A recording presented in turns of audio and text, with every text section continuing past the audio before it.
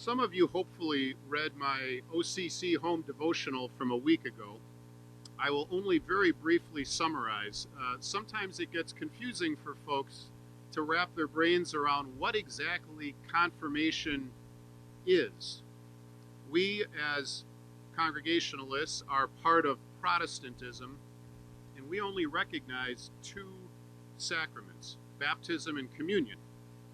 So where does confirmation fit in? It is not a sacrament. It's called a rite, R-I-T-E. It's an important ritual, but it's not a sacrament. And really, confirmation at its root has two purposes. Number one, most of us in the Protestant tradition were baptized very early in life, maybe even as infants. And so confirmation serves as an opportunity for a person to confirm the vows that were taken on their behalf at the time of their baptism.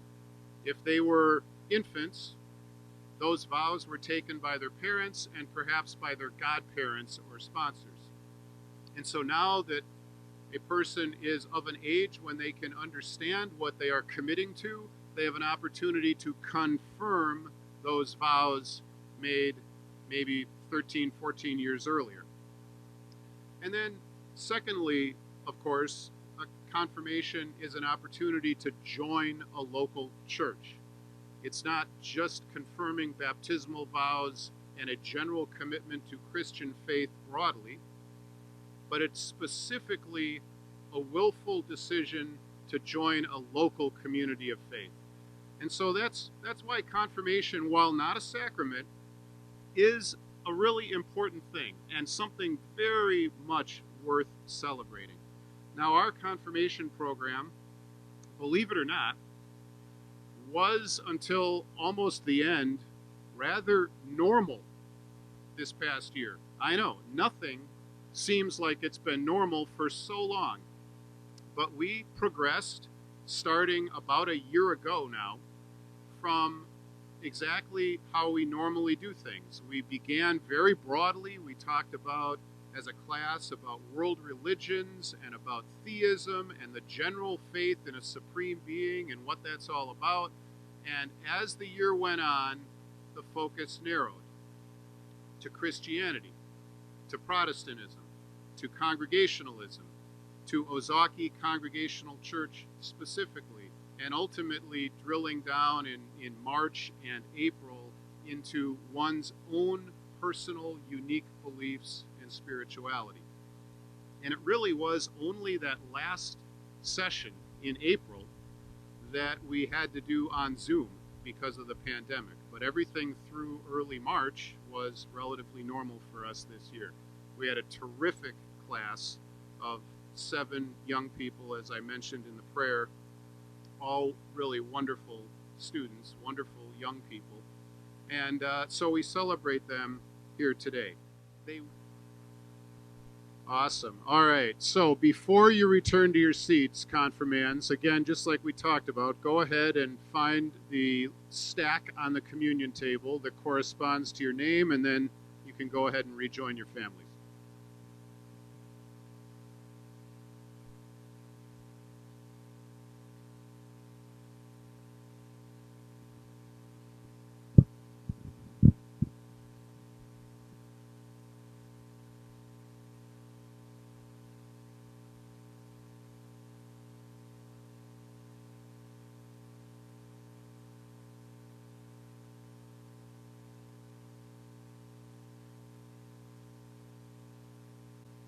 All right, our scripture reading for today is another psalm. This one is Psalm 118. It has a line in it that it shares in common with Psalm 100, which was our call to worship, and see if you can pick that out. Oh, give thanks to the Lord, for he is good. His steadfast love endures forever.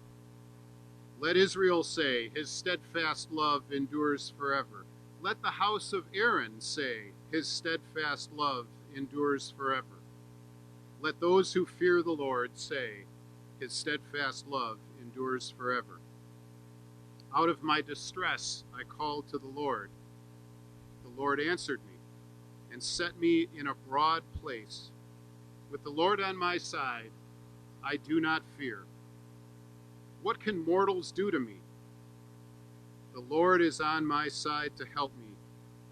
I shall look in triumph on those who hate me. It is better to take refuge in the Lord than to put confidence in mortals. It's better to take refuge in the Lord than to put confidence in princes. I thank you that you have answered me and have become my salvation. The stone that the builders rejected has become the chief cornerstone. This is the Lord's doing, and it is marvelous in our eyes. This is the day the Lord has made. Let us rejoice and be glad in it. Blessed is the one who comes in the name of the Lord. You are my God, and I will give thanks to you. You are my God, and I will extol you. Oh, give thanks to the Lord, for he is good, for his steadfast love endures forever. Now, fair warning here. My remarks are going to be about 15 minutes. If at some point you feel like you need to break into calisthenics or begin rubbing body parts or huddle up closer together with your family, I take no offense. I, again, appreciate you being here in not exactly perfect temperatures. And I know I've already said this, but it bears repeating once again. The 7 of you, our 2020 confirmands, are really, truly terrific young people. I'm proud of you.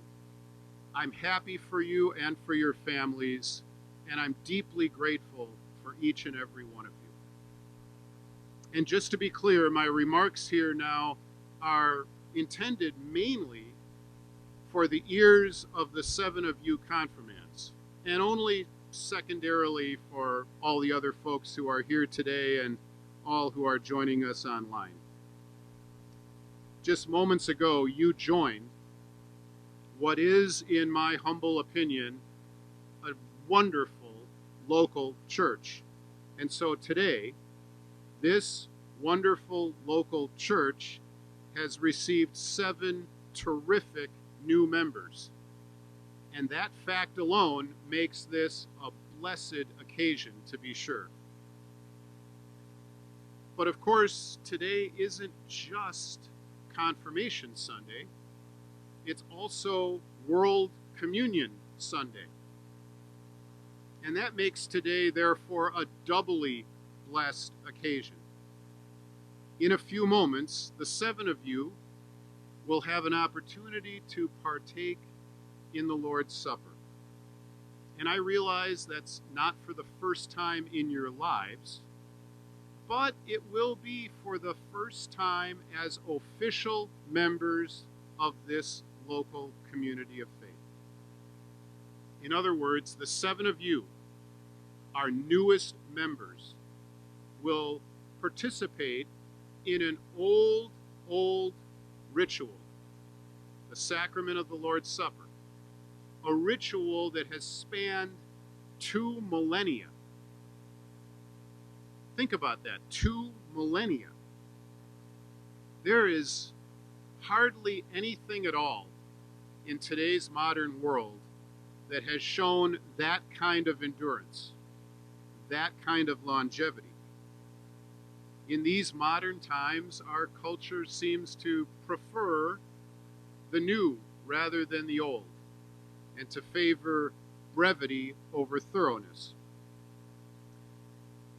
My preaching professor back in my seminary days used to coach us to keep our sermons to between 10 and 12 minutes. That was about 30 years ago. Why did he tell us to do that?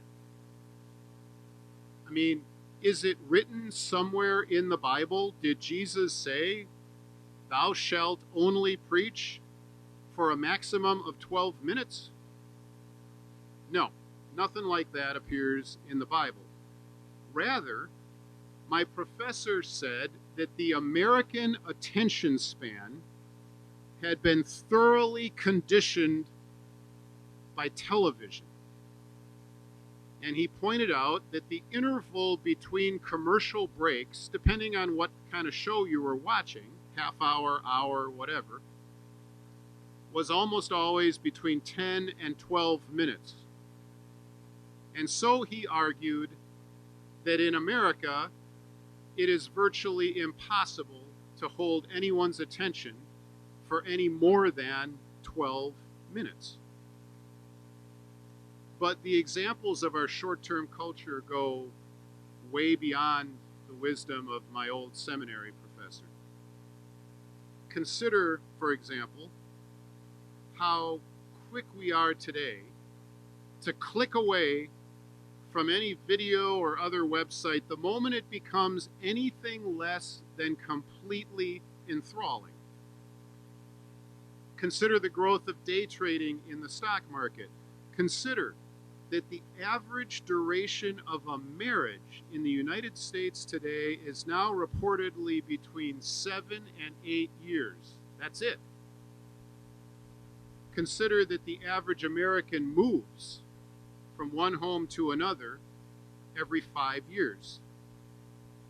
And consider that experts say that the average American adult can expect to experience 5 distinct careers in the course of his or her working life. Not 5 jobs, but 5 completely disparate careers, each potentially with several jobs within them. It's really quite remarkable. Bruce Feiler is the author of more than a dozen books, and some of them are with religious subject matter and some are not. Now, someone here, by the way, just as a little aside, someone here, and Barb, it might be you, has a little piece of painter's tape kind of in between your knees on the front edge of your seat. Do you have a little piece of painter's tape on your chair? No, it would be right there. Anybody? Ah, there we go. You are a winner.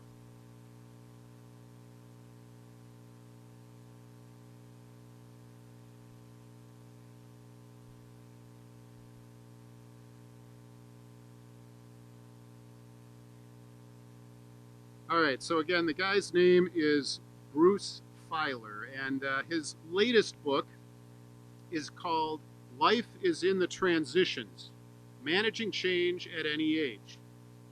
And I recently saw a TV interview with him, and he discussed the ideas that are in the book, and honestly, I found them pretty intriguing. He said that now, more than ever before, at least in our nation's history, we can expect to experience what he calls life quakes. Life quakes. Major disruptions that cause great upheaval to our daily lives and force us to adapt in pretty profound ways. Now, he noted that some life quakes are specific to an individual or maybe a household or family. The loss of a job, the loss of a house, maybe to fire or flood, a divorce, a frightening diagnosis, a tragic accident, the death of a loved one. But other life quakes, he said, are experienced by the general population. A war, an economic crisis, a pandemic. Just since the start of this century, at least several examples leap to mind, right? 9/11, the Great Recession of 2008 and 2009, maybe the Arab Spring, and of course, COVID-19. Now, Feiler argues that life quakes, both the personal ones and the societal ones, are becoming more frequent with each passing year. And so he says, and I quote, "The linear life is dead. I'll say that again. The linear life is dead. And what he seems to mean is that it is now completely foolish to expect to go to college, to get a good job in a solid company, to then get promoted, to then get married, maybe get promoted again, buy a house, have 2.5 kids, a dog, half a cat, and a picket fence, get promoted again, and eventually retire and live happily ever after. He says it's foolish to expect that that linear progression is the norm anymore. Instead, he says we should each expect the unexpected, and that we should prepare to be as agile as possible in our lives, both personally and professionally. So if this is our culture today, so focused on the short term, so fad-driven, so crisis-ridden, so here today and gone tomorrow, well, what a stark contrast that is to the two Psalms we've already read, Psalm 100 and Psalm 118, earlier in the service. In those Psalms, we hear about a God whose very nature is the ultimate example of long-term. The refrain, did you catch it? The refrain in both those Psalms was, God's steadfast love endures forever. Now, you may be aware that there are several words in the Bible which are translated into English as love. In these two Psalms, the Hebrew word that is translated steadfast love is hesed, H-E-S-E-D. Biblical scholar Walter Brueggemann, while himself having no objection really to that translation, steadfast love, he has written that he prefers a different rendering. Brueggemann says he prefers tenacious solidarity. I love it. Tenacious solidarity. What a remarkable notion that the creator of the universe stands in tenacious solidarity with us. And not just right now, but forever. So as Christians today, what are we to do? Seems like we're sort of caught between an incurably short-term culture in our world and an eternal God. How can we navigate life in our fidgety and fickle culture while also nourishing our faith in a God who is forever and who loves us forever? David Brooks, some of you may have heard that name. He is a longtime columnist for the New York Times, the author of several books, one of which is called The Second Mountain, The Quest for a Moral Life. And maybe a year or so ago, I bought the Audible version, and listened to it when I was on walks or in the car. Again, the book is called The Second Mountain, which obviously begs the question, what's the first mountain? So Brooks says the first mountain is the task of accumulating what he calls resume virtues. These are the kinds of things that make college applications look good. They look good on your resume or your job application. The kinds of things that make you attractive to potential employers. That's the first mountain. But the book is focused on the second mountain. So what is that? Brooks says the second mountain is not about accumulating resume virtues, but rather accumulating eulogy virtues. The kinds of things people will say about you and remember about you after you die. And Brooks argues that this second mountain, far more than the first one, is where we really find meaning and significance in our lives. He says that most people make at least one, and usually more than one, of 4 core commitments in their lives. A commitment to a vocation, a commitment to a spouse or a family, a commitment to a philosophy or a faith, and a commitment to a community. 4 core commitments. Some people make all 4. Some only make 1 or 2 or 3. I would argue that the 7 of you confirmands here today have made a major step toward 3 of those 4 core commitments in your lives. Today, you've made a commitment to a vocation. That word literally means a calling. It's the same root as vocal. It's a calling. What calling did you commit to today? The calling or vocation of Christian discipleship.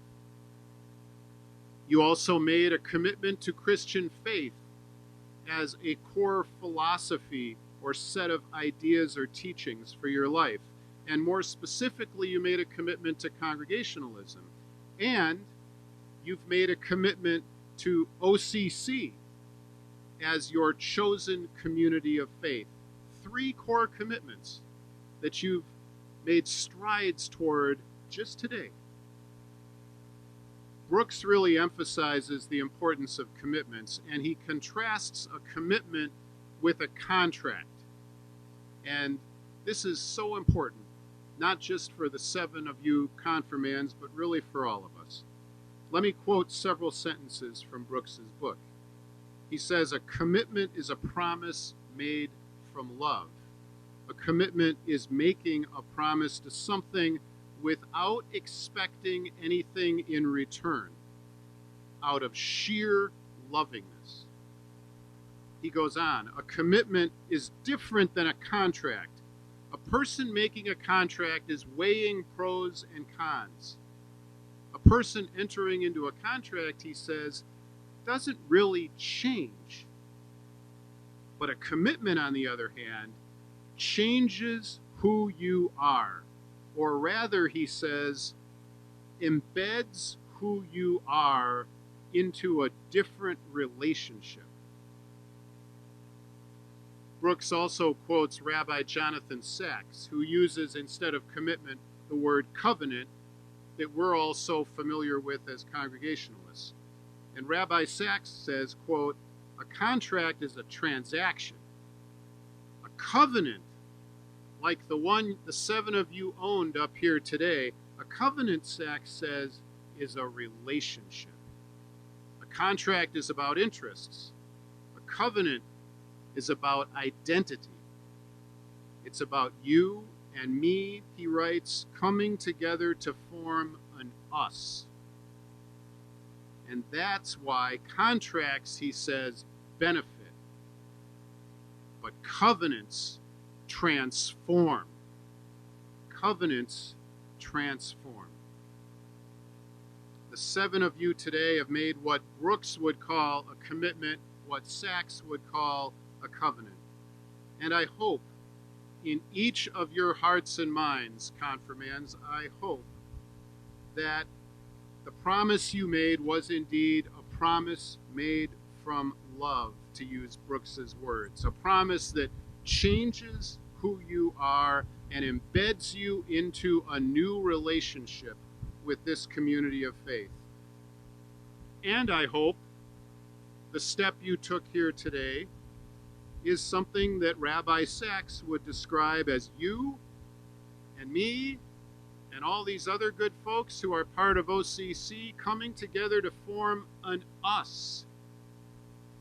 An us that doesn't just benefit, but actually transforms us. Brooks concludes that it's our commitments, far more than any of our achievements or accolades or titles or even our possessions that really give our lives meaning, purpose, coherence, and moral character. Now, as I said earlier, our culture is predominantly focused on the short term. Let's face it, even our highest-ranking elected officials have to face the voters anew every 2 or 4 or 6 years, depending on their office. But there's an exception. The exception is federal judges. They're appointed for life, at least assuming what the Constitution calls good behavior. Recently, Supreme Court Justice Ruth Bader Ginsburg passed away at the age of 87 following several valiant bouts of cancer. And a lot of you probably know this from watching the news. As a Supreme Court Justice, her position was an example of a lifetime appointment. Now, currently, there's a big brouhaha going on in Washington, as you know, about the who, when, and how of replacing her. And why is it such a big brouhaha? Well, after all, it's a lifetime appointment. Now, here's my final thought before we move toward communion. Being a disciple of Jesus is also a lifetime appointment. And so today here, folks, that's part of why today is such a big deal. Why having the 7 of you confirmands stand here before this body of believers is such a big deal. Because yours too is a lifetime appointment as a disciple of Jesus Christ. And so, like I mentioned at the top, this is a doubly blessed occasion, because the 7 of you, lifetime appointees, along with all the rest of us, lifetime appointees, who have been confirmed at some point in our lives, and today, on the first Sunday of October, we join all our fellow lifetime appointees to discipleship all around the world, once a year today, in celebrating together the sacrament of the Lord's Supper, the sacrament that is in memory of Jesus. Doubly blessed we are this morning. Alleluia and amen.